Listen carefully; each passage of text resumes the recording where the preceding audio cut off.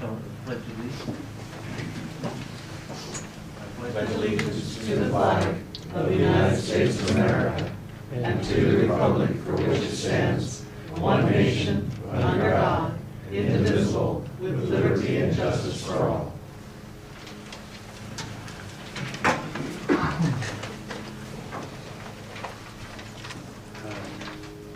Any board members have any problem with the agenda items? Yes, President, so I'd like to have CA number 1 and CA number 2 removed from the consent agenda, please.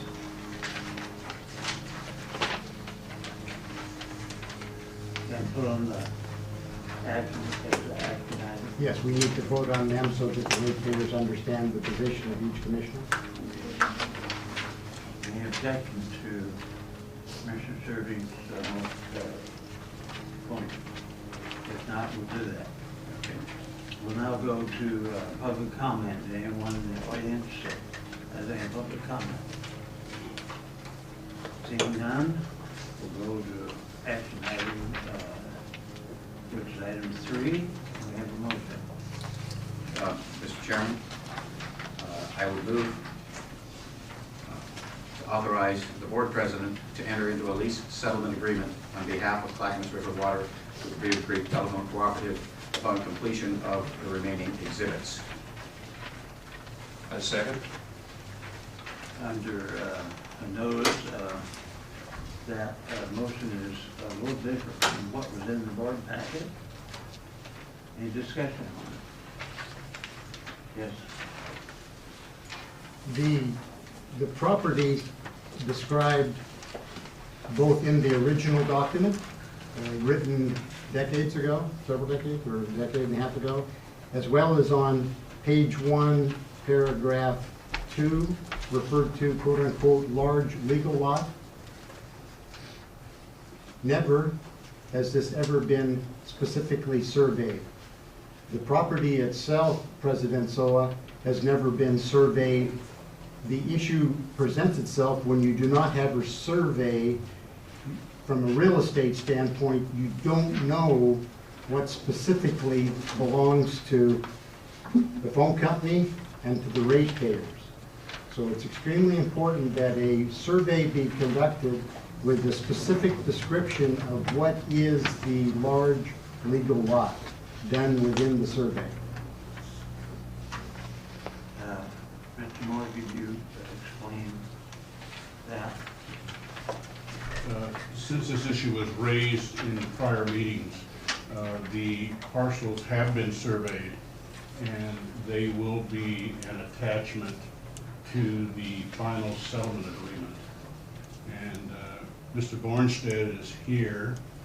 He's been working on behalf of CRW and the surveyor in terms of getting that information and making sure that it's complete for the record. That's one of the documents that will be filed with the settlement agreement. I understand that you have a legal document that's available to the board. Yes. If any board members would like to see the actual wording of the legal document, not this is a summary of. Right, and we need to see before we vote on this and go forward all legal documents that are finalized, the author of those documents, as well as a certified survey of the property, so that if we choose, we can take and go to the property and see the stakes and understand firsthand as to what is and is not going to be given up to the telephone company. Mr. Chair, with your permission, I'd like Mr. Bornstead to address the issues relative to the legal parcel. Thank you, Mr. President. Just to answer, I guess, the question at hand, the original property was surveyed. There is a survey on record with the Clackamas County as long ago as 1961, which is the survey that the original lease document, the 97 lease agreement, does refer to. That record, as I said, is on file with the county, and it is a complete survey from the county standards. As Mr. Moore indicated, we have completed survey activities to the intents of the drafted agreement, the settlement agreement, the current draft agreement as it stands today. And what we're doing now is finalizing the exhibit drawings that will become part of that agreement, which lays out in total the easement areas which preserve the district's right to maintain and operate the water facilities on the property. Thank you. Question? Yes. The issue was raised several months ago regarding having a somewhat larger attached piece of the property for an additional tank in the future if it ever became necessary. Has that been included as part of your work? Mr. President, if I may respond. Yes, that has been included. It's been included in writing in the draft agreement, to my knowledge, and it is included as a portion or a parcel that will be shown on the exhibit to accompany that. That's all I have. To clarify for Mr. Sterling, could you remake your motion and include that your survey results and that kind of stuff were attached? Further discussion, if you would, please, sir? Yes. The survey that you refer to, Adam, how many of the buildings are on that survey compared to how many are on the property now? Since it's a boundary survey, the one I referred to, the 1961 older survey, it surveys what is known as the larger legal lot, the parcel, the tax lot that this property resides on. So it is the all-encompassing survey for that property. So what you're trying to either state or not state is that the current buildings that are on the property now are not on that survey you're referring to, are they? That's correct. It's a boundary survey, so it shows the four property corners of the property. So in the future, when there's any dispute as to rights or easements, or is this building built on our property, without a proper survey to describe the corners of these buildings that have been built since the survey that Adam is referring to, there will be no document submitted with this. Go ahead, Adam. If I can just clarify quickly here, the survey that is being prepared to accompany the settlement agreement will include not only the boundary of the property and not only CRW's facilities on that property, but also any existing structures on the property. So it will be an all-inclusive survey which will support the settlement agreement. And the name of the company that's doing the survey? Compass Engineering. Okay. Any more discussion? Public comment? Anyone in the public wish to testify? Come forward.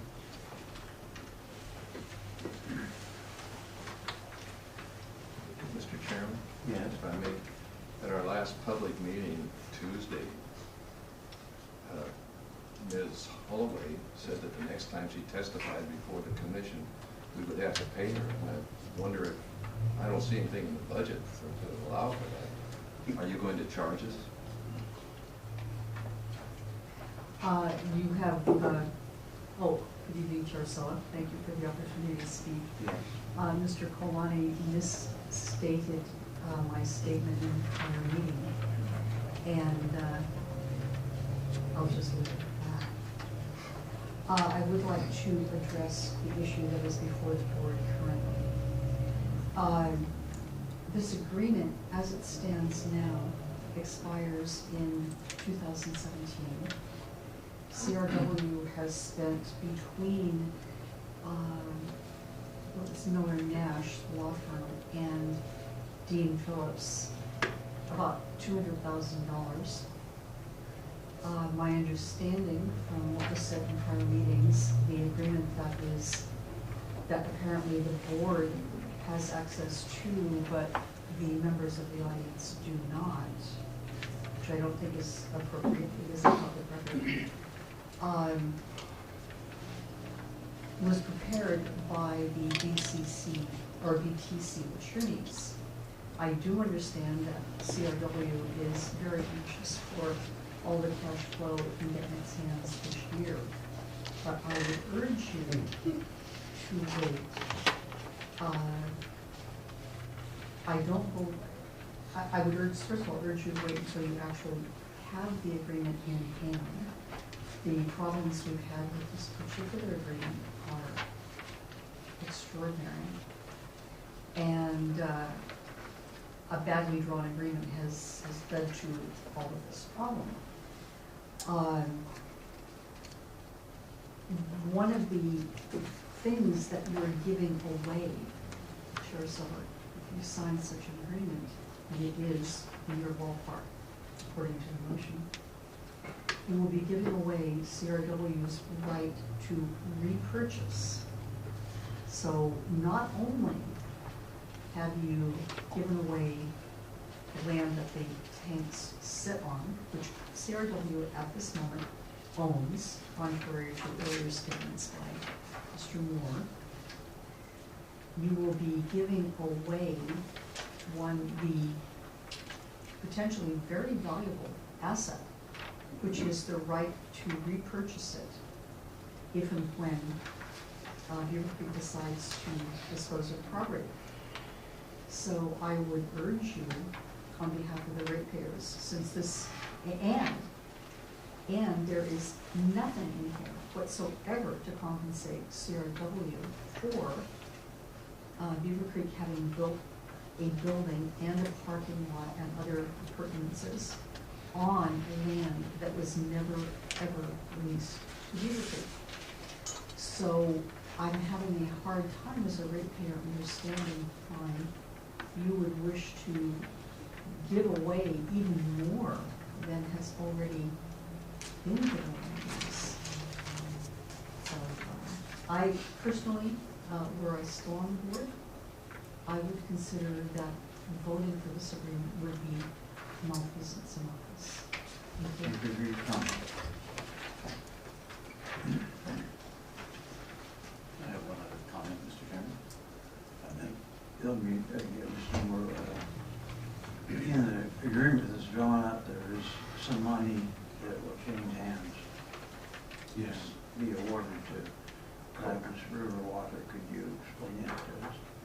Yes, Mr. President. A couple of things is that, as has been stated, there will, what Beaver Creek Telephone Company is agreeing to do is to pay by the end of May all monies owed to CRW.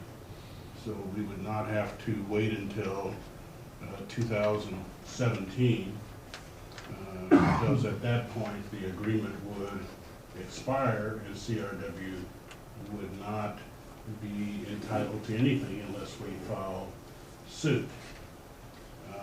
As you have heard, and that amount is around $100,000. The exact number is $94,000. For our right to purchase the property at the end of the suit, I think a couple of things that the board would or should consider is, do we have a need for that entire site? And secondly, are we getting anything of value absent the site? And one of the things that the board had talked about is having the ability, should the need arises, to have additional options on land to build a third reservoir. That's in the settlement agreement, and it's a 35-year option that we have to build and own a water tower on this particular site. The third thing is that, as you know, there has been extensive amount of legal work done by Beaver Creek and by CRW.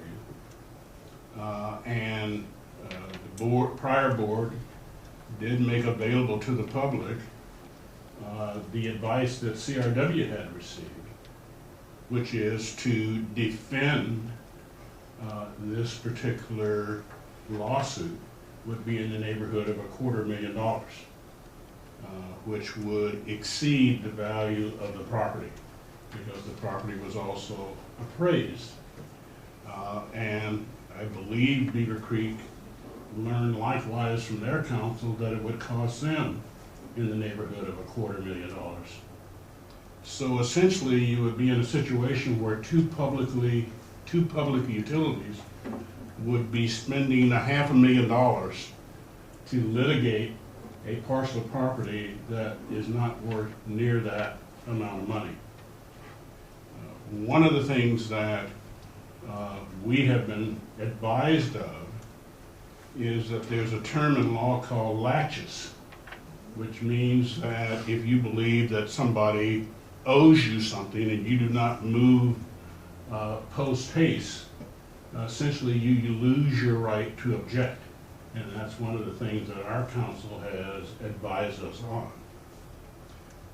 And then the last point I'd like to make is that one of the things that the board directed staff to do was not to spend or try to minimize the amount of legal money that we're spending. So we had asked Beaver Creek Telephone Company to draft the agreement, or at least their attorneys, which they did. And I believe at 2 board meetings ago, the question was asked as to whether or not we would have legal review of the document prior to bringing it back to the board, and that has occurred as well. So I think we have addressed all of the issues that the board has asked us to do, and so therefore the document is in front of you for consideration. Ken? This is something that's been going on, from my understanding, something in excess of 7 years, and that at least by 2009, we were almost at exactly the point that we are today, except that now we've got, 4 more years have gone by and a lot more legal fees have gone by. The idea of spending $500,000, which by the way is the same ratepayers, the people who get Clackamas River water and receive services from BCT are the same people. So they basically would end up getting billed twice. Too much time was spent trying to fix the blame and see who could screw over who else or whom else. And I think it's silly. I think it's time to settle the issue and move on, and certainly not waste the ratepayers' money or the taxpayers' money or anybody else's money on legal fees, only to come up with essentially the same result that we have right now based on the assessment that our attorneys have given us. So that's my only comment, and I'd like to move forward. With moving forward, could you read the motion again so we can all understand what we're waiting on? Yes, sir. The board moves to authorize the board president to enter into a lease settlement agreement on behalf of Clackamas River Water with Beaver Creek Telephone Cooperative upon completion of the remaining exhibits. Can that include the survey? Yes. Very common.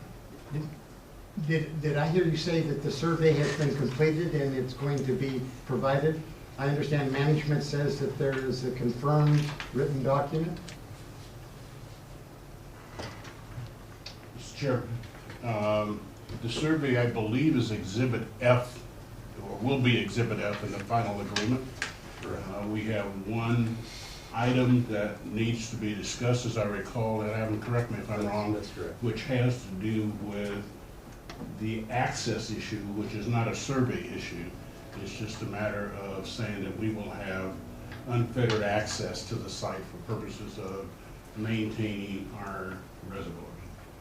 And there is, to answer Mr. Sterling's question, there is a preliminary settlement agreement that staff is in possession of that we received, was it 2 days ago? Yeah. And lastly, the figure 94,000 and some change seems to be $17,000 to $20,000 shy. Is the interest not included in that figure? Mr. President, I believe that the $113,000 figure that you're referencing, Mr. Sterling, Commissioner Sterling, is an error. At least I had to check with our CFO, and the number is really $94,395. That what happened is that they transposed the number when they were writing the agreement. After clarification, the question been called for, you do a roll call. Commissioner Humbertson? Aye. Commissioner Kalani? Aye. Commissioner Sterling? Aye. And Commissioner Soa. Aye. Motion carries 4-0. Item number 4, could we have a motion?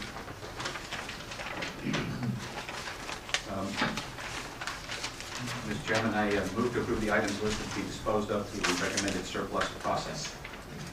I second. Any comment? Any public testimony? Seeing none, could you do a roll call? Commissioner Humbertson? Aye. Commissioner Kalani? Aye. Commissioner Sterling? Aye. And Commissioner Soa. Aye. Motion carries 4-0. Item number 5, do we have a motion?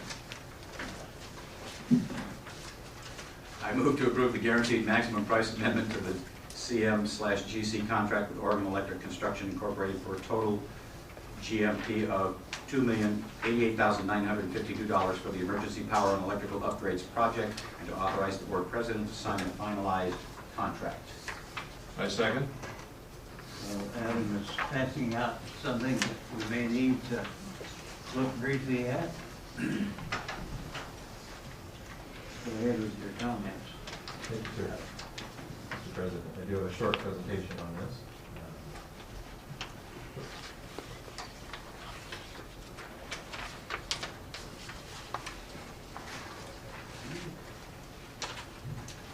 Everyone by now is familiar with the generator project.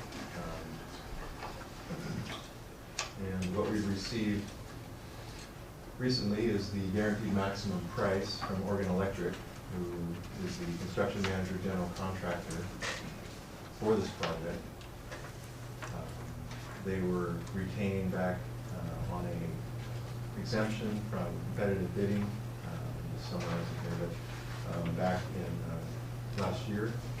And they provided pre-construction services to date, and now we're moving into construction phase. So what's before the board is the total budget for construction, and I'll break that down here shortly. Just to review the generator project, again, we're all very familiar with it. Constructing the generator system and critical electrical upgrades at the treatment plant to assure long-term life, health, and safety improvements. The purpose of the GMP, or guaranteed maximum price, is to establish the final construction budget, or you could think of it as a bid, for completing the project.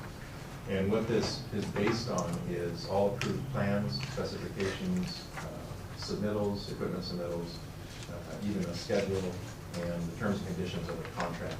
So it does include the contractor's fee, essentially an overhead profit fee, which was established back in the pre-construction phase of 5%.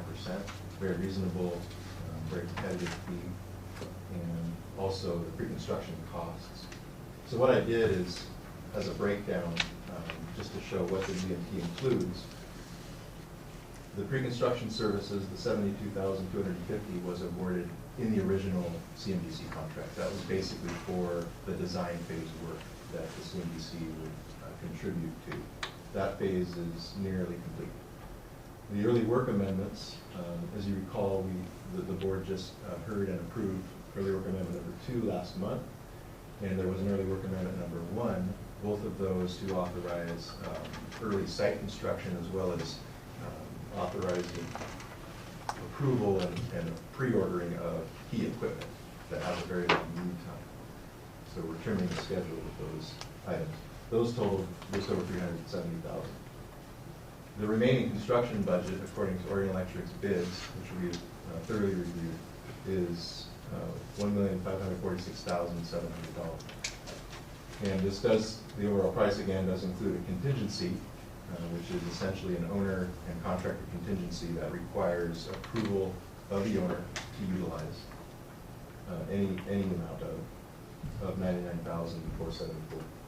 So you sum all those together, and you get a total guaranteed maximum price of $2,088,952. What I also did in the write-up was I broke it down from a contractual sense. The contract, if you look at Exhibit A that was attached with the agenda item, the contract amendment form, page 2 of that, where it has a very similar table to what I showed here, breaks the guaranteed maximum price down by a couple of key categories. One, again, is the pre-construction fee, the $72,250. The other amount is the estimated, what the contract calls the estimated cost of work. Page 3. Is that page 3? Yeah. I apologize. Top page 3. The estimated cost of work, which is basically a different way to summarize the items I showed here. So you see the total is the same, the breakdown and the categorization of the items differ only in the sense of a contract categorization. So the estimated cost of work, which again would include contingency, which includes those early work amendments, and contingency is about the 1.9 million figure. And then the CMGC fee, which I mentioned, their 5% is that amount. So again, the total GMP is $2,088,952. And again, those numbers between the two tables are the same, just a matter of breaking out. So what I wanted to show quickly was how does this number compare to where we budgeted? And the good news is that it's within our budget. The bottom number is the GMP less the pre-construction cost, the $72,250. I pulled that out because I needed to compare our direct construction estimate with actual construction costs from the contractor. So you can see our budget is just over $2.22 million. The GMP, again, minus the pre-construction fee, is just over $2 million. So we're in good budget sense within our budget. Again, inclusive of contingency that may or may not be necessary during the course of construction. So, just to summarize, the GMP, again, is within budgeted costs. The use of the contingency, as I said, does require CRW pre-authorization to use, and any contingency that's not used at the end of the project is credited back to this year. So staff recommends, after reviewing the guaranteed maximum price and all of the estimates, that the GMP be approved. Any comments or questions? Just one comment, Mr. Chairman. Just crunching the numbers myself a little bit. It's $137,348 under budget at this time, which I think is good. Good job. I agree. Thank you. And you'll come back to the board if you need to spend any of the contingency. Yes. No more comment? Ready for a vote? You call roll. Commissioner Helgeson, Aye. Commissioner Kalani, Aye. Commissioner Sterling, Yes. and Commissioner Sola. Aye. Motion carries 4-0. Number 6, resolution 10-2013. Do I have a motion? Mr. Chairman, move to approve resolution number 10-2013, endorsing the annexation of territory into the jurisdictional boundaries of Clackamas River Water for property located at 17,100 South Beaver Creek Road, Beaver Creek, Oregon.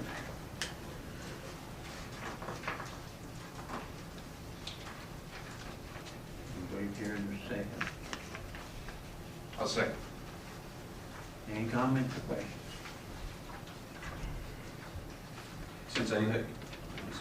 Since again, as I understand this, we're looking at a smaller line than normal. So the same contingencies apply to the fire department's requirement for sprinklers? No, that is not correct. Or am I looking at the wrong one? On agenda item number 6, Yes. all right. Just make sure I'm. Or is it In the sufficient for? analysis, this piece of property has transmission mains in front of the house. Ah, So this is strictly a request to be annexed in the district. We have sufficient water. There's fire protection locally. And They recently, we've been talking to them for several years, the owners, and they finally decided that, yeah, their well is questionable at best, and they're looking to get service. Got mixed up They with are the second. continuous, with the existing, what I just plan. This area is down toward the Beaver Creek school area, down southeast area of our district. So what happens with your endorsement, if you so to say, it goes to the county, it goes through their process, goes to the state revenue department, it's recorded, comes back as an ordinance that this piece of property would be within our service boundary going forward. Any more comments or questions? Yes. Will they be susceptible or liable for the additional SDCs that are going to be voted on, so that it's only $125, I believe, isn't it? Additional? I think it's 160, yeah, it's not. That's a good question. I'll have to say this, many times when we have these right on the margin between a data when the SDCs, sometimes we commit, if they come in and start the process, we'll